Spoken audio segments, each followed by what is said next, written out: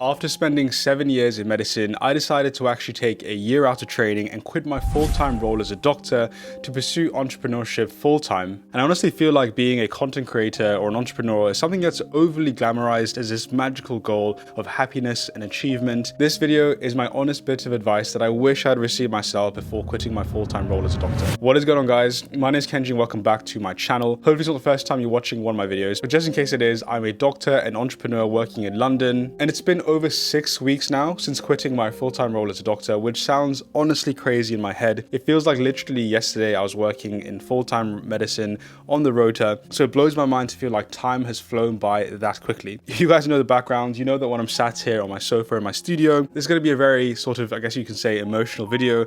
I won't be talking about productivity tips or anything like that. I'll be giving you guys my honest feelings and my honest thoughts on this journey of what we call life, spinning around on this big circular planet. Let's go ahead and start talking about all of the downsides that I've been facing over the last few weeks, all of the struggles and things like that.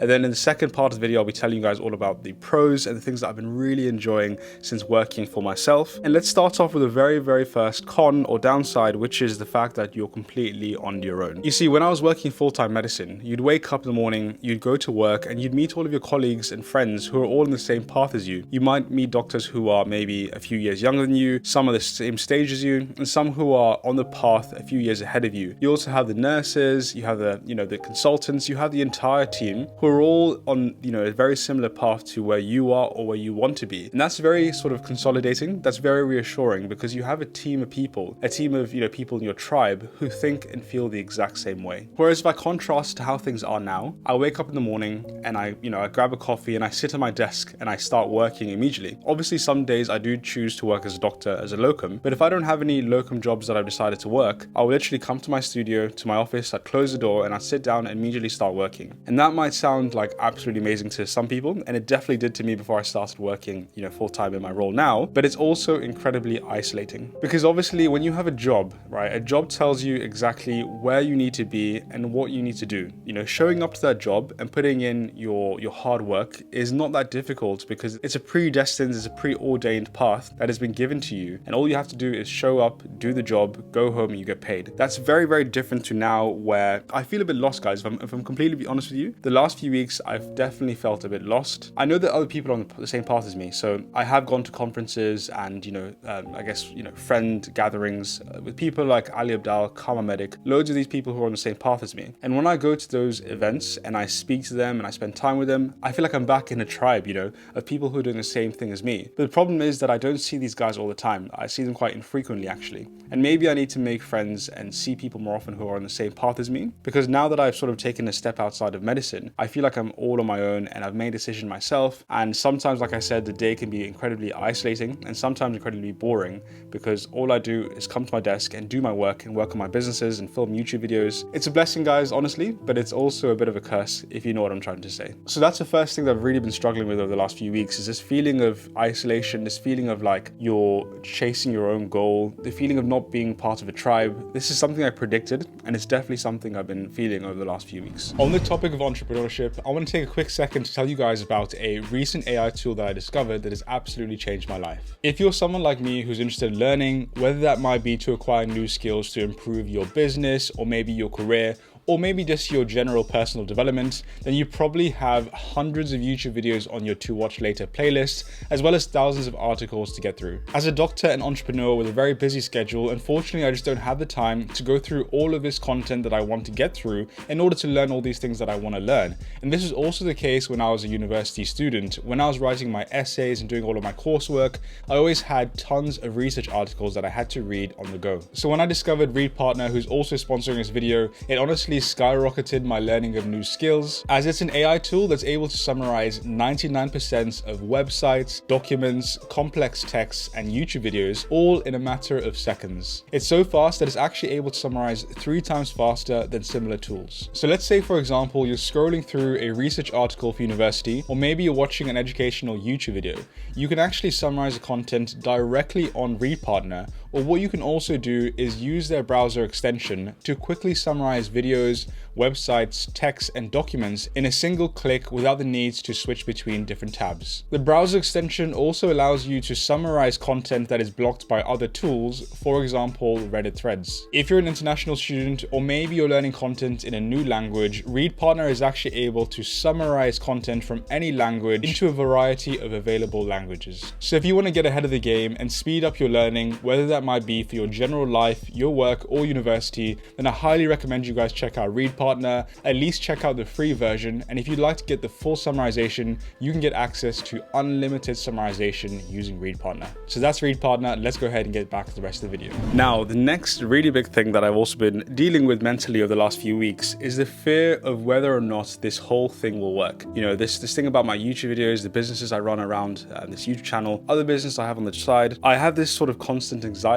about how long will this work? How long is the gold mine, the gold rush here for? Now, I actually didn't really have this the first 3 weeks of starting this journey. During the first 3 weeks of August, things were going great, you know. I had so many locum shifts lined up in medicine. I had so many sponsors contacting me to sponsor my next couple of videos. But then something changed. Towards the end of August and the start of September, things went awfully quiet. And what I mean by that is the rota managers weren't contacting me to book me for further shifts. As well as that, these companies who I work with were going quiet, weren't responding to my emails. You know, we made these deals and they're not coming back to me. My other businesses were sort of slowing down because it was the end of summer and kids were going back to school. And I started having this panic in my head, like, is this the end? You know, have I failed 3 or 4 weeks into my journey? So I had these couple of days where I had these mini panic attacks in my head, like, oh my God, I'm gonna have to go back to full-time medicine and I look so stupid because I quit and took time out of such a amazing and rewarding career and such a stable career. I laugh about it now because I'm past that stage. But in the moment, honestly, when I tell you guys, it was so stressful and it's not a fun period of time that I was in. But how I got through that period of time is I had to remind myself that this is a completely new journey. You know, I'm learning day to day, and this is something it's not normal for me. It's not comfortable for me. You know, over the last 10 years, I've been working with a goal in mind, you know, knowing exactly where I'll be working, knowing exactly how much I'll be earning. And that obviously changes a lot when you decide to take time out and do your own thing. And it's through recording conversations that I had with friends who are doing similar stuff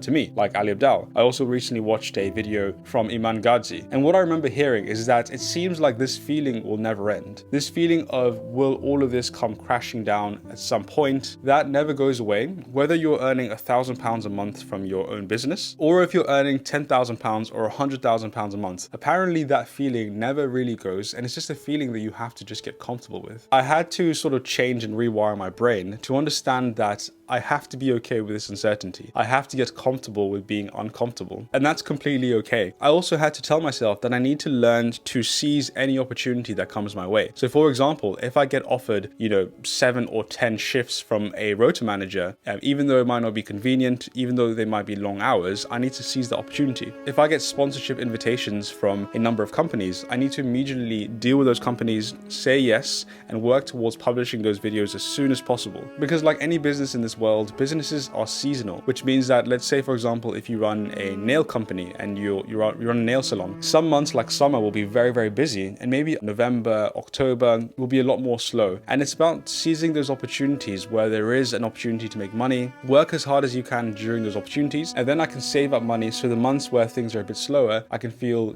reassured that I have enough money in the bank, things are working slowly, and that's completely okay. So that's something that I've been struggling with as well. What I've also noticed now about being an entrepreneur is work is now 24/7. It's no longer 9 to 5 or 9 to 9 working as a doctor. Because when I was working as a doctor, I would get to work, I would work my 8 hours or 12 and a half hours, depending on what sort of shift I was on. I would then come home and I would enjoy my weekends and my evenings. Of course, I would use some of the hours in the evenings and weekends to do my business and stuff like that. But generally speaking, there was a defined start time and end time to my work. And that gave my mind a framework about when I should be productive and when it's okay to relax and chill and do things I enjoy. Over the last few weeks, however, I felt that work is around the clock. It is 24/7. There's no more defined period of when work should start and when it should stop. To me, over the last few weekends, there hasn't really been a difference between a weekday, a weekend, a night, a morning. There's literally been no difference. All of the time that I've been, having a home in my studio, working from home, has just felt like long hours and long periods when I should be working. I've now quite literally traded the 9 to 5 for the 24/7,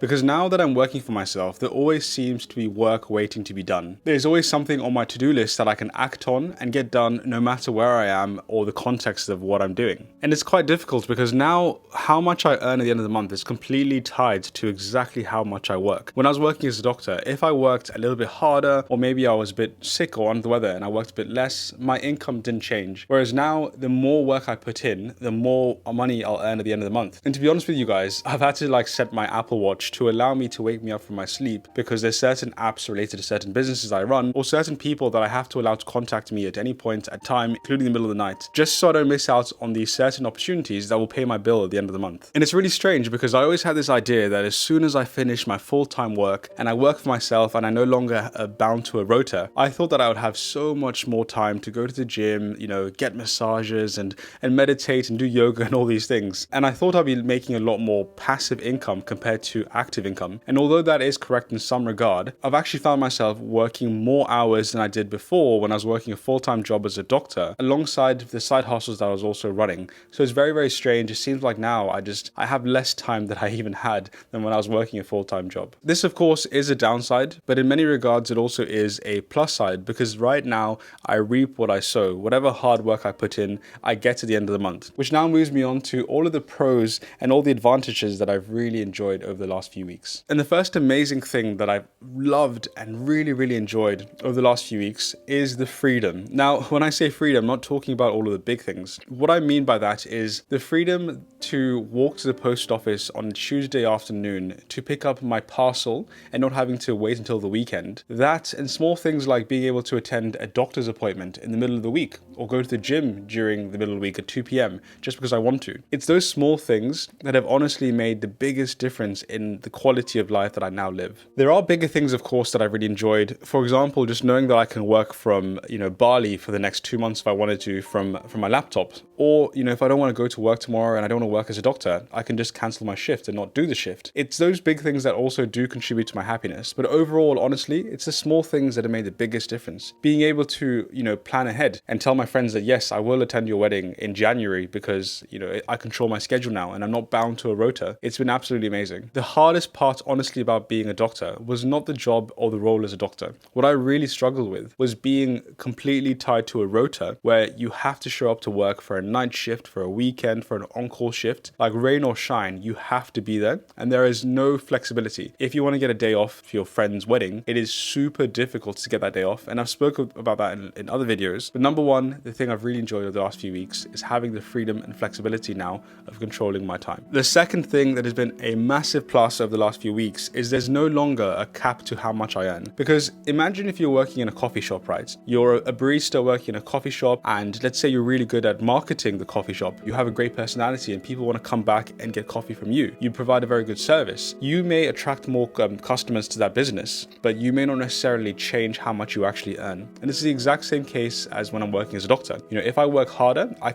won't necessarily earn more money. As a doctor as well, our pay does not go up. It does go up, of course, when you get more senior, but our pay has eroded over the last few years to decades because our pay has not matched inflation, unfortunately. So we have not been getting a 3, 4, 5% pay rise at all every single year to match inflation. So we've actually been getting a cut in our salary every single year, pretty much over the last few years. And when your salary does increase year by year because you become more senior, that can take a lot of years. It can take a good number of years or even a decade before your salary actually massively increases when you become a consultant and start to actually earn, 6 figures plus. The most amazing thing now is my income is directly tied to how much I work and how much I want to earn. And to be completely honest with you guys, August, when I finished my full-time contract and I went completely, solopreneur, that was my highest earning month. I've never earned that much in my life before. So you can literally go from 0 to 100 as an entrepreneur.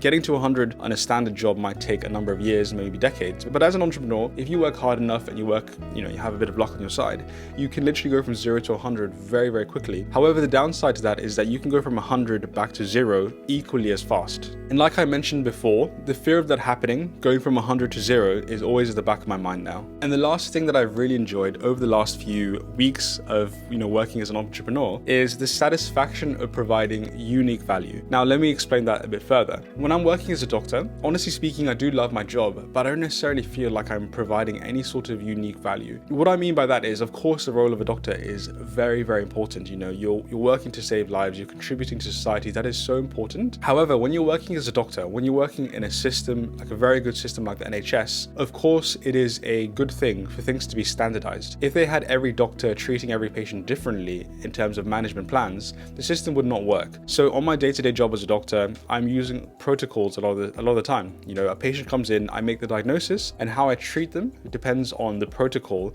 that we're given, you know, along the NHS. So the NICE guidelines is what we use generally when we're treating patients. We have the BNF, which is what medications we should prescribe patients when we're dealing with certain diseases. And obviously from a system level, that's obviously very, very good, because the system should work in that way. You don't want to have too much variation in terms of how you treat patients. It should be standardized. And basically, until you get to the level of a consultant and maybe you have a super subspecialty, so you're really, you know, you're a very, very good professor of rare genetic skin diseases. When you're in that circumstance, then you can start providing unique value, because what you have and the experience you have and the knowledge you have is very, very specific to a certain area. And that's when I feel like you make the biggest difference. Now, of course, on my day-to-day job as a doctor, I do make a difference in terms of, you know, I work hard for my patients, using my certain skills that I have, like I'm good at socializing and I have good, you know, emotional intelligence. So I can make that patient's journey better. For example, I can explain things in a way that they understand. Of course, there is unique difference that I provide to this patient, but generally speaking, I do feel like if I wasn't working my role as a doctor, if I didn't get into medical school and graduate to become a doctor, I feel like there would have been someone, you know, along the way who'd have just replaced me and taken my position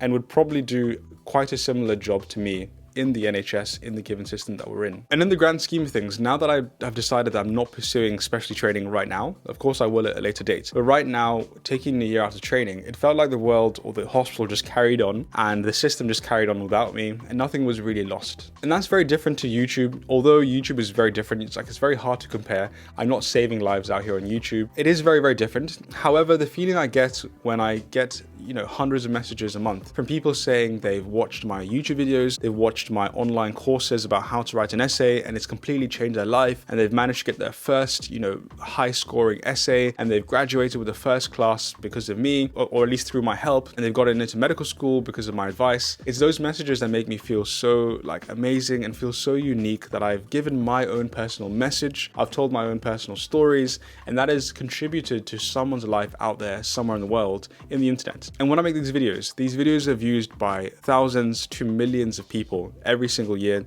and some videos get 1 million views per video. And I feel like that has a big impact. You know, I can't downplay that. I can't compare it to saving a life as a doctor, of course, but I also can't downplay the fact that these videos are unique and they make a difference to people's lives. And that brings me so much satisfaction. And what I want to do is conclude this video by saying, overall, in the grand scheme of things, I am super glad and super happy, despite all of the panic attacks I had over the first few weeks. I'm actually really happy, guys. I've never felt this happy and had this sort of quality of life in such a long time. I'm working as a doctor still. I'm earning good money. I'm providing value to people on the internet and off the internet, and I feel fantastic. And I'm so grateful for you guys on the channel, allowing me to take this time out from medicine, at least for the time being. Now, at the end of the day, my honest advice as someone who is looking for a similar path is you need to choose your poison. No matter what you choose, there will be difficulties, there will be struggles. You could become an entrepreneur and have the fear of not earning any money next month. Or you can take the fear of having to deal with a rubbish boss that you really don't like and don't get along with. Each life path has pros and has cons to each. You have to just choose the level of poison that you're happy to live with. So far, thank God, it's been really good, and I'm proud of the decision I made, and I'm happy so far. But again, there are cons that come with this, and I'm sure it's a journey. You know, I'm sure that in a few months, few weeks, I'll go back into panic mode, you know, but I want to make sure that I'm dealing with this and sharing with you guys exactly how I'm feeling. I do hope this video has been helpful in some way. If it has done, leave a like, please, leave a comment down below and share your thoughts with me. And if you haven't watched my last videos where I talk about how it felt to actually leave full-time medicine, I'll leave a link somewhere here for you guys to watch. Thank you so much for watching the video, and I'll see you guys on the next one.